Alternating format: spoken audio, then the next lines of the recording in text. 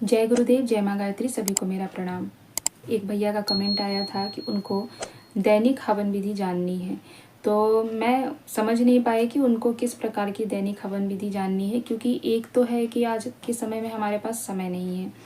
तो ऐसे अभाव के समय में मैंने एक पहले भी वीडियो डाला था जिसमें हम गैस पर यज्ञ पात्र में हवन कर लेते हैं। तो जैसे जो ऑफिस वाले लोग हैं या जो कामकाजी हैं, जिनको डेली वर्क पे जाना है, तो उनके लिए प्रतिदिन 1 घंटा आधा घंटा निकालना संभव नहीं हो पाता। तो वैसे लोगों के लिए मैंने वो दिखाया था कि कैसे गैस पर हम हवन कर लेते हैं।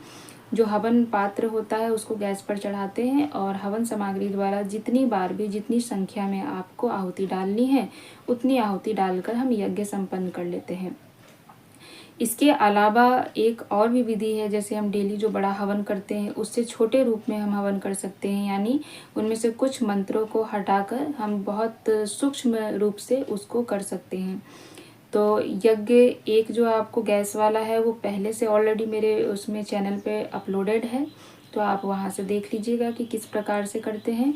और दूसरा मैं आपको यहाँ पर संक्षिप्त रूप में बता देती हूँ कि कौन कौन से मंत्र उच्चारण करके हमें उसमें आहुति डालनी है और डेली हवन हमें संपन्न करनी है। तो उसका मैं एक छोटा छोटा प्रोसेस आप लोगों को बता देती हूँ कि किस प्रकार से करना है। तो सबसे पहले तो हमें अपना पवित्रीकरण तो करना ही है, जैसे हम प्रतिदिन अपने पवित्रीकरण करते हैं।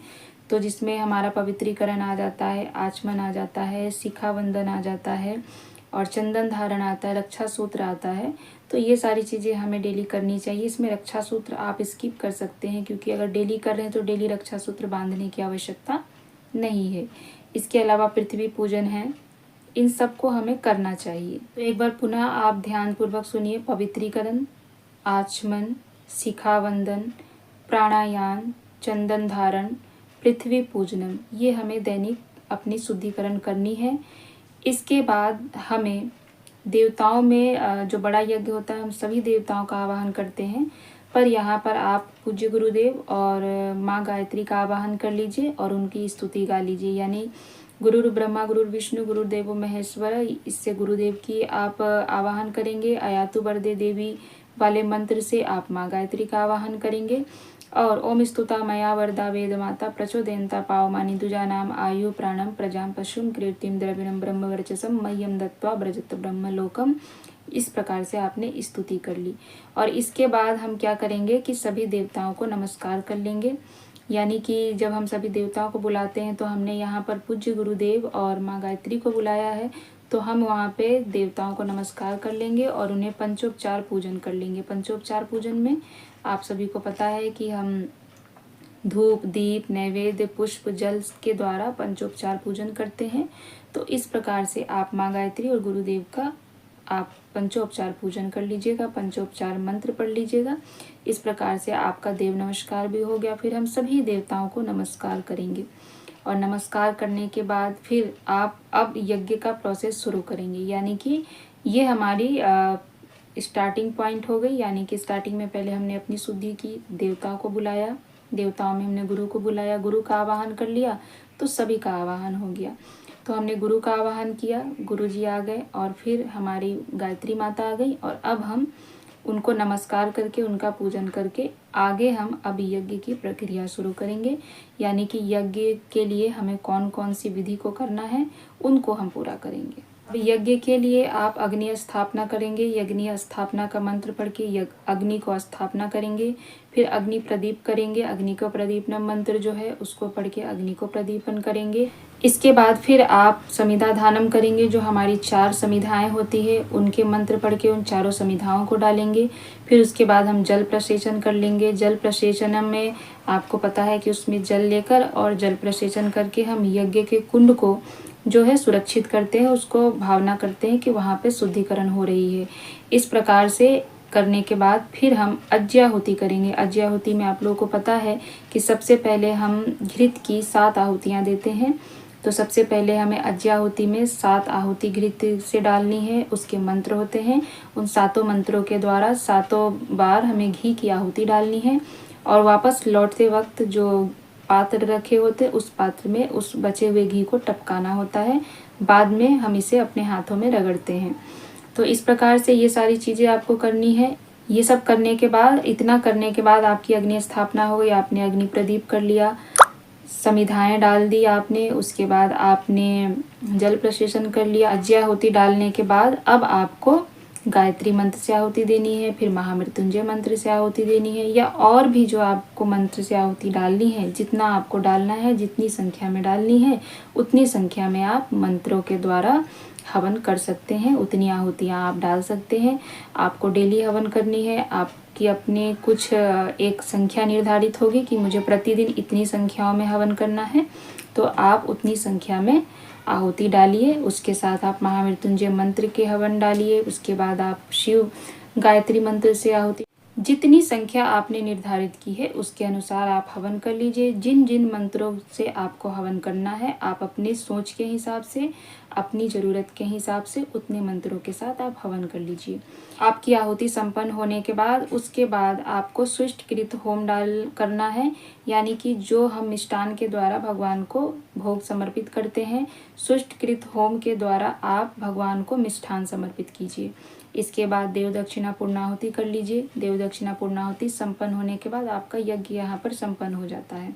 उसके बाद आपको पता है कि यज्ञ में और हम क्या क्या करते हैं, तो उन सबको आप चाहे तो कीजिए, नहीं चाहे तो आप स्किप कर सकते हैं। पर जब इतना करते हैं तो हमें 2-4 और भी जो मंत्र है उसे कर लेना चाहिए। देव दक्षिणा पूर्णाहुति करने के बाद आप उसके बाद वसोधारा कर लीजिए। वसोधारा के बाद फिर आप निराजनम आरती कर लीजिए। निराजनम आरती करने के बाद फिर घृतावघ्राणम, यानी आपको पता है कि घृत हाथ में लगाकर जो हम सेकते हैं, जो अज्याहुति के समय हमने घृत डाली थी, जो बची हुई घृत हैं उससे हमें अपने हाथों में उष्ण पैदा करनी होती है, यानी उसे अपने हाथों में रगड़ के अग्नि के समक्ष उसे सेकते हैं, फिर उसमें हाथों में हम घर्षण करके फिर उसे अपने मुख और अपने कंधे तक स्पर्श कराते हैं। इसके बाद आप भस्म धारण कीजिए, फिर साष्टांग नमस्कार कर लीजिए। तो ये सारी प्रक्रिया जो भी बाद की होती है वो हमें करना होता है। इसके बाद आपकी क्षमा प्रार्थना, शुभ कामना, इन सबको हमें कर लेना चाहिए। क्षमा प्रार्थना, शुभ कामना के बाद आप वहाँ पर फिर से आप प्रणाम कीजिए भगवान को। फिर उसके बाद जल अभिषेचन कर लीजिए। फिर जल अभिषेचन के बाद आप सूर्य को अर्घ्य दान कर दीजिए। सूर्य को अर्घ्य दान करने के बाद आप प्रदक्षिणा कर लीजिए, और प्रदक्षिणा के बाद फिर लास्ट में विसर्जन करके यहाँ पर आपका यज्ञ संपन्न होता है। तो ये मैंने छोटी सी बहुत ही सूक्ष्म रूप में आपको ये हवन की विधि बताई है। यहाँ पे मैंने मंत्र का उच्चारण नहीं किया है, मैंने सिर्फ आपको ये बताया है कि कौन कौन सा मंत्र आपको पढ़ना है। दैनिक हवन विधि में किन किन मंत्रों के साथ आपको अपनी विधि संपन्न करनी है, किन किन मंत्रों का उपयोग करना है, कौन कौन से मंत्र पढ़ने हैं। इसमें आपको बहुत सारे मंत्र हमने स्किप किए हैं जो बड़े हवन में होता है। बड़े हवन में विस्तार से हम करते हैं, यहाँ पर सूक्ष्म रूप से जो आवश्यक हैं उन्हीं को हमने बस किया है। तो इस प्रकार से केवल मैंने सिर्फ आपको मंत्रों के नाम बताए हैं कि किन किन मंत्रों का आपको उपयोग करना है, किन किन विधियों का उपयोग करना है। आप इस प्रकार से अपनी दैनिक हवन का कार्यक्रम संपन्न कर सकते हैं। अब बात आती है कि जो लोग नए हैं, जो लोग नहीं जानते हैं कि गायत्री हवन कैसे होती है, कौन से मंत्र हैं, तो उनके लिए फिर मुझे अलग से वीडियो बनाना पड़ेगा, क्योंकि मंत्रों के साथ वीडियो बहुत बड़ा हो जाएगा और काफ़ी समय लग जाएगा। तो जो अगर वैसे नए हैं तो वो मुझे बताएंगे, तो अगर उनकी संख्या ज़्यादा होगी तब मैं उस वीडियो को अपलोड करूँगी। अन्यथा आप में से ज़्यादातर लोग जो गायत्री परिवार से जुड़े हैं वो सभी लोग जानते हैं कि मैंने जो जो मंत्र बताए हैं वो कौन कौन से मंत्र हैं, और सभी के पास पुस्तक भी होगी, सभी के पास कर्मकांड भी होंगे, तो उनमें से देखकर इसे कर सकते हैं। आप इसमें मार्किंग कर लीजिए। आप एक कॉपी पेन लेकर उसमें आप लिख लीजिए पॉइंट वाइज, पहले क्या करना है, दूसरे नंबर पे क्या करना है, तीसरे नंबर पे क्या करना है। इस प्रकार से आप अपनी डायरी में उसे नोट रूप में एक बना लीजिए कि दैनिक हवन के लिए हमें क्या क्या करना है, हमारे शुरुआत में क्या करना है और आखिरी में हमें क्या करना है, और सारी चीज़ें लिख लीजिए। इस प्रकार से आपको सुविधा होगी और उसके हिसाब से ही फिर आप कर्मकांड से मंत्र पढ़ सकेंगे, आपको आसानी होगी। तो ये बहुत ही शॉर्ट फॉर्म में मैंने ये वीडियो बनाया है, क्योंकि इतना वक्त नहीं मिल पाता। आप लोग बोल तो देते हैं जल्दी डाल दो वीडियो, जल्दी डाल दो, पर वीडियो बनाने में बहुत मेहनत लगती है और आप लोग इसे लाइक भी नहीं करते हैं, आगे भी नहीं बढ़ाते हैं। इतनी मेहनत के बाद मैं वीडियो अपलोड करती हूँ। जो लोग जानते होंगे उनको पता है कि वीडियो रिकॉर्ड करना, फिर उसे एडिट करना, फिर उसे अपलोड करना, तो बहुत मेहनत होता है। ऐसा नहीं होता है कि आपने आज बोला कि ये वाली वीडियो डाल दीजिए और कल उसे हमने डाल दिया। उसके लिए सोचना समझना पड़ता है, वक्त निकालना पड़ता है, बहुत सी चीज़ें होती हैं।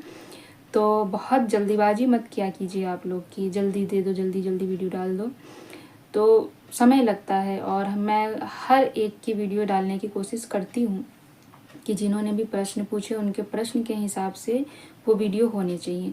इसीलिए मैंने बहुत सूक्ष्म रूप में ये वीडियो बनाया है, क्योंकि बहुत बड़ा बनाने के लिए 1-1.5 घंटे का वो वीडियो बन जाएगा। सारे मंत्रों का उच्चारण करते हुए उसे बनाना पड़ेगा। और अगर होगा भी तो मैं एक वीडियो और बना दूंगी जिसमें कुछ मंत्र तो मैं बता दूंगी, बाकी मंत्र आपको मंत्र का नाम बता दूंगी, उस हिसाब से आप कर लेना। तो बहुत मेहनत लगती है, तो इस वजह से बहुत ज़्यादा जल्दबाजी मत किया कीजिए कि तुरंत वीडियो डाल दीजिए, तुरंत वीडियो डाल दीजिए। दूसरों की भी समझनी चाहिए। आशा है कि आपको इससे सारी जानकारी मिल गई होंगी और जो भी कन्फ्यूजन आपकी थी वो दूर हो गई होगी। फिर भी कुछ भी समझ में नहीं आता पूछिएगा, जैसे मुझे जब वक्त लगेगा मैं उसको फिर से आपको उत्तर देने का प्रयास करूँगी, फिर से आपको उसे बताने का प्रयास करूँगी और आपको पूरी तरह से संतुष्ट करेंगे, ऐसी हमारी कामना है कि हर प्रकार से आपको हम सही चीज़ें बताने का प्रयास करें, आपको आपकी जानकारी के हिसाब से संतुष्ट कर सकें। तो जो भी होता है आप बिल्कुल कमेंट में लिख के बोलिए, लेकिन थोड़ा सा सब्र भी रखा कीजिए। जैसे हो सकता है आज नहीं कल बता दिया, क्योंकि बहुत से सारे लोगों का होता है तो आज इसका कल उसका, तो ऐसे करके सभी की उलझनों को सुलझाना है। तो सभी की उलझनों को सुलझाने के लिए थोड़ा वक्त लगता है, तो थोड़ा सा सब्र रखिए और अपने प्रश्न ज़रूर बताइए। और अगर बहुत ज़्यादा आवश्यक है तो आप मुझे ईमेल कर दीजिए, तो मैं उस पर जल्दी बना दूंगी। कई बार हो सकता है कि कमेंट नहीं देखती हूँ, तो फिर मैं आपको वहाँ से देखकर उस वीडियो को बनाने का प्रयास करूँगी। बस आज के लिए इतना ही। दैनिक हवन विधि में आपको जो बताना था वो अपने हिसाब से मैंने संपूर्ण चीज़ें बताई हैं। फिर भी आपको अगर इसमें कुछ समझ नहीं आता है, बेझिझक पूछिएगा, हम फिर से आपको बताएंगे, फिर से एक वीडियो और बना देंगे, लेकिन आपको पूरी तरह से समझना है। जय गुरु।